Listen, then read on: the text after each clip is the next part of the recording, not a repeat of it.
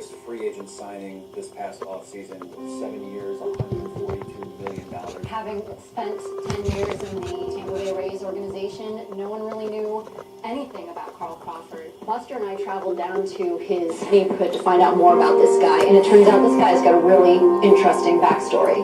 How will he deal with the greater scrutiny of the Boston market? That comes with expectations, though, right? He came from one of the toughest neighborhoods in the country. He can play baseball in Boston.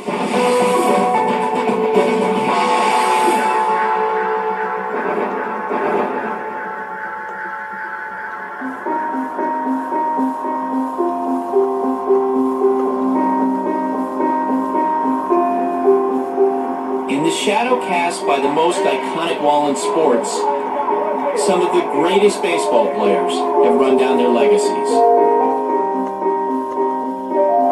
The new protector of Fenway Park's Green Monster is perhaps the league's fastest player, someone who's been running his whole life. I used to play on these same fields as y'all, man, had the same dreams y'all got.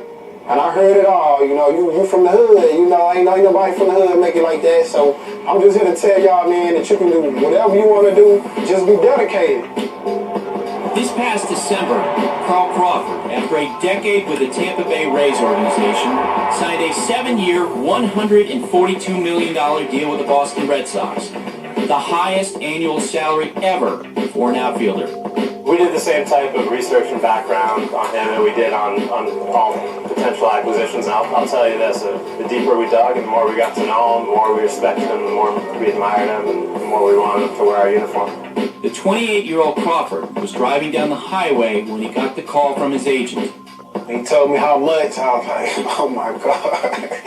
And you know, I just got to stumbling and fumbling on the road, you know, just trying to hold the phone and, you know, excited about him, and you know, I almost got into a wreck, you know. Far off the wall from Carl Crawford. You know, when I was young, I would have never thought I'd make this kind of money playing baseball. You know, I almost wanted to break down and cry for a second, you know, just overwhelmed with all the emotions that I went through all my life. Crawford's improbable journey started in this house on the north side of Houston, Texas. He was raised by his mother and grandmother and shared a bedroom with his brother Corey. He would see his father only occasionally.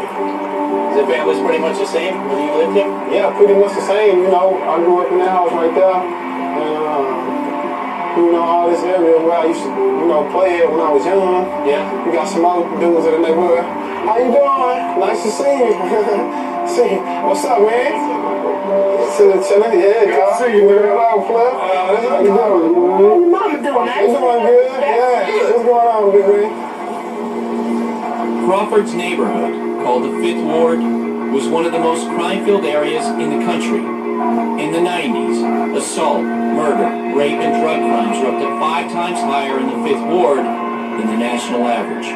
You have a bunch of friends that want to go to school, want to make quick cash, want to rob and steal. You know, it's easy to be in the car with one of your friends that day when they decide to do something stupid, you know.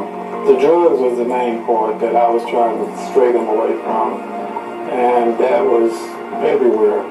Jack Crawford, Carl's uncle, played minor league baseball for 3 years in the 1980s. He helped steer Carl towards sports when he was just 6 years old. He had one of my bats, my wooden bats.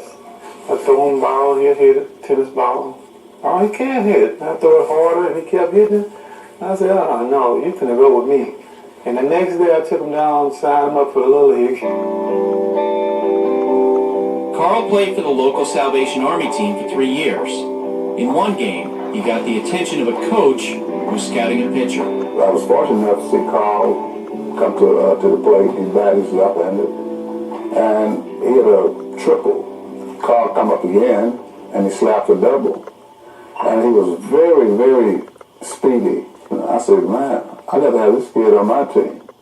That day, Ray Bourne went home and told his 9-year-old son Michael, now an Astros Gold Glove center fielder, about Carl.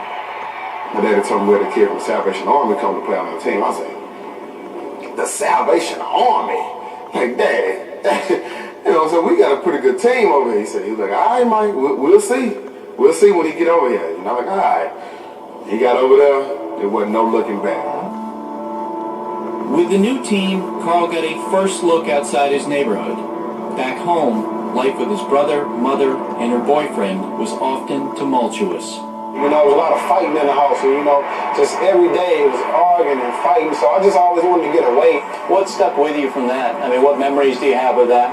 It makes you not want to go home, makes you very withdrawn sometimes. You got to, like, try to hide it.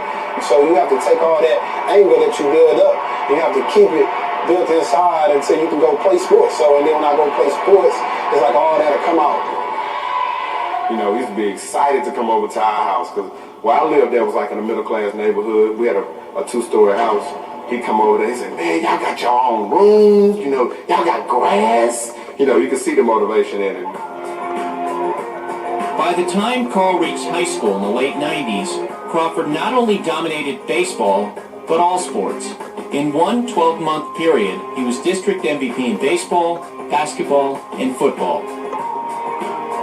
He had 1,000 yards rushing in one season on 20 plays. He had 20 plays of 50 yards or more in that one season. He could run. In 1999, Crawford's senior year, he was offered his first ticket out of the 5th Ward, the scholarship offer to play basketball at UCLA.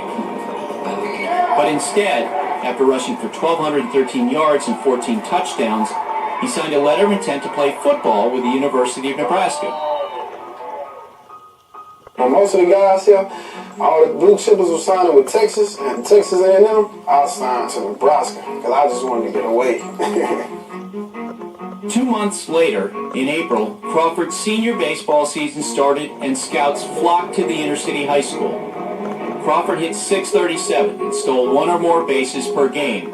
He was so fast he was never caught stealing during his entire high school baseball career. We went into Houston, we worked him out at his high school. They had somewhat of a rackety cage, and we worked him out in there, and then there was this big open field, and we threw balls to him so he could hit towards the school. We were trying to gauge his power. And he got a bat. You see that thing right up top, that big old box on top of the building? Yeah. It was a wooden bat. He took me up and over, and then that was pretty much got the ball rolling right there. I can see all those guys. It was apparent right away that his athletic ability was off the charts, tremendous bat speed, and his foot speed spoke for itself. In June 1999, the summer after he graduated, Carl Crawford was drafted in the second round of the Major League Baseball draft by the Tampa Bay Devil Rays, who offered him a $1.5 million signing bonus. For Crawford, baseball would be the way out. You remember hearing the offer for the first time again? Oh, yeah. I remember hearing that, you know, and I remember saying, where is it? His first purchase was a brand new house that was just built in a Mercedes-Benz. And that was nice. That was, we thought the Jeffersons was just moving on up. Crawford played the next 3 years in the Rays minor league system. Then, at age 20, he was called up and soon signed a 6-year, $31 million contract. But as much as the money, the ethic that lifted him out of the 5th Ward continued to drive him. 4 All-Star appearances, a Gold Glove Award, a Silver Slugger Award, and a 4-time American League stolen base leader. By the end of the 2010 season, Crawford became Major League Baseball's most sought-after free agent. What was it like managing against Carl Crawford? Give me a headache. It's amazing how you can detest somebody in another uniform, and they put your uniform on, you love them. I was like, Carl, if we're going to steal, let's steal first pitch, all right? Because we know we're not going to get him. We haven't thrown him out in like 8 years. I don't even know if we've ever thrown him out. Carl Crawford is still running. Running from the life he escaped. Running toward a legacy of his own among the shadows of the monster he now calls home. You remember the first time you saw the Green Monster? What your first impressions were of it? Just remember knowing how it was, how historical of a figure it was, you know, all the players that, you know, hit balls off that wall. For the first time, Crawford enters the exclusive cavern in the wall, joining players of baseball's past who have made their presence known. See who look here. Look, 06, West, Cassidy. A lot of players signed in here. 09. What's the oldest one you can find? 1961. All-Star game. Wow.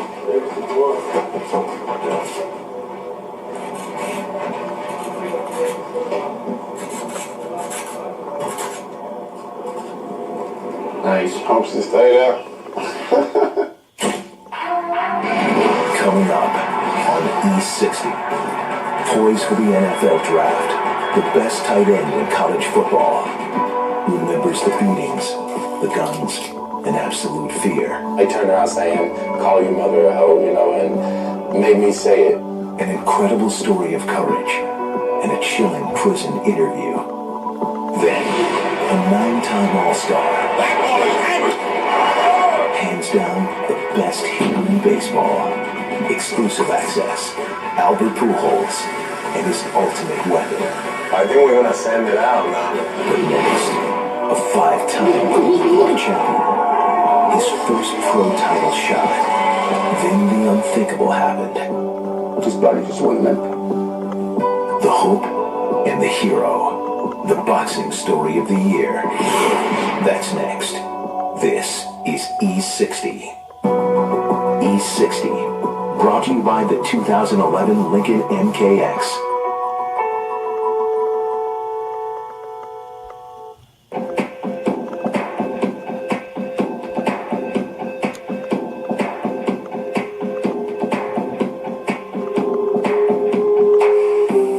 Don't be surprised if you haven't seen technology this intuitive before. No other car in the world has it. Actually, no other anything in the world has it. The 2011 Lincoln MKX. It's not just luxury, it's smarter than that. Green Bay Packers select Aaron Rodgers, Jordy Nelson, AJ Donald Driver. The NFL Draft starts Thursday, April 28th at 8 on ESPN. Nice to meet you. The world has changed. 1 in 5 relationships now begin on an online dating site. And while you never know where things will lead, Match.com has led to more dates, more relationships, and more marriages than any other site. Join today.